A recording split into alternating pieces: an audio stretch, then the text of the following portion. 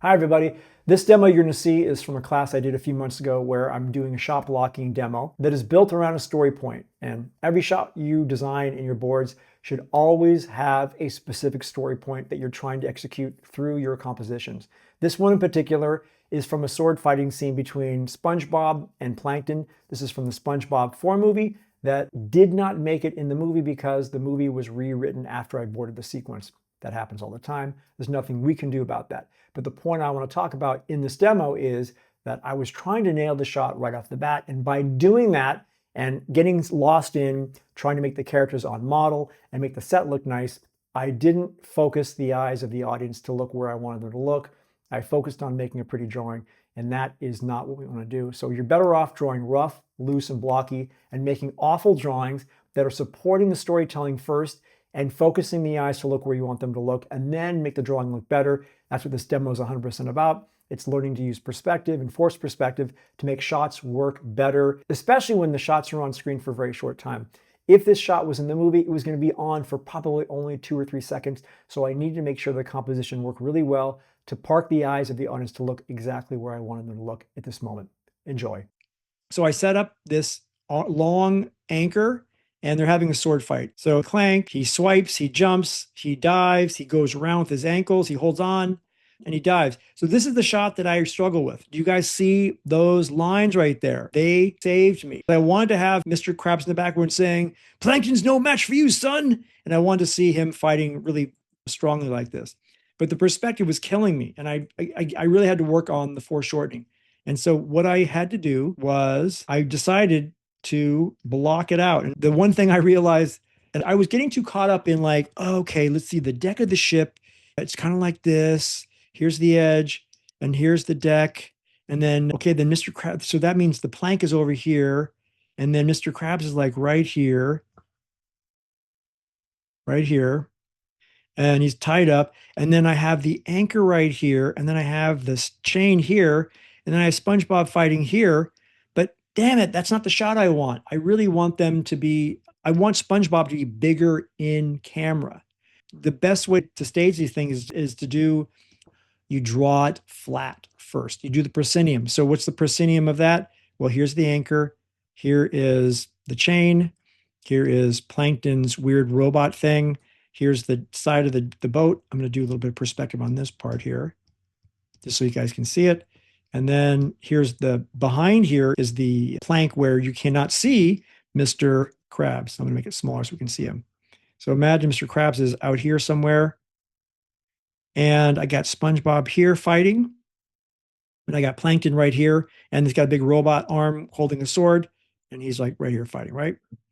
So what I really wanted to do is capture a shot where my camera is right here. And I wanted to capture this angle. I want to see SpongeBob in the foreground and Mr. Krabs in the background. So we can show that SpongeBob is doing his best to protect Mr. Krabs. But I didn't feel like this angle that I just drew, this one here was doing justice. This drawing wasn't helping because I had SpongeBob here in the foreground doing his sword stuff, right? So I realized the best thing to do, and I forced myself to do, okay, you know what? I made a video on it. I'm not practicing what I preach, which is the shot blocking thing. And this is what I did. And this is what you guys should be doing. Where do I want Mr. Krabs to be? Well, I want him to be somewhere around here. Okay. Oh, what do I want SpongeBob to be? Oh, I want him to be somewhere around here. Now, do you see this visual thing here? I'm merging the ideas together.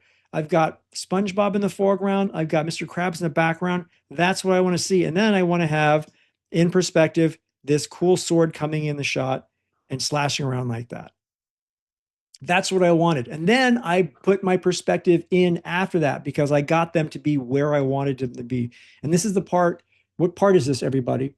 In our 5 steps of storyboarding, I first identified the story point, which was I wanted to have SpongeBob prominently faced in camera, sword fighting like a badass. And I want to have Mr. Krabs on the plank in the background going, "Go on, boy, you can get him, blah." But that other angle didn't work. Now I've identified my story point. So now I'm going in the exploratory phase, which is the second part, which is what? Composition, camera moves, trying to figure out. So I first do my side angle to figure out what the action is. Do you ever watch like those behind the scenes clips for movies where they have somebody on the movie set filming an actual piece of acting with the actors? And it seems so generic, like, oh, why does Tom Cruise look so awful? Like it's so generic and not dramatic because you're looking at the proscenium staging from somebody standing on the set filming it. But when you're looking through the lens of the camera, he looks powerful and commanding because they found the right camera angle. So a shot like this that I'm showing you right now is boring as hell. You can see the action. And for me, I really wanted to get him in line in this shot. And so after I did that, I just decided to, okay, well, I have these ideas now. I'm going to merge them and just turn them down a bit. And now I can just put my horizon line. I can put my vanishing point. Mr. Krabs is my vanishing point on my shot. And now I'm going to turn this down just a wee bit. And then I can start drawing in my shot. So I can figure, okay, well, if my plank, that means my plank is somewhere around here, like this. And then the deck of the ship will be like this. I'm going to put a little higher, like that. That's the edge, top edge. And then this is the bottom of the ship right there. And then I'm going to make this a little bit longer, by the way, just to push it out a bit more. Like that. I'm following the perspective line. So here's my plank. I can put Mr. Krabs right here. He's all tied up.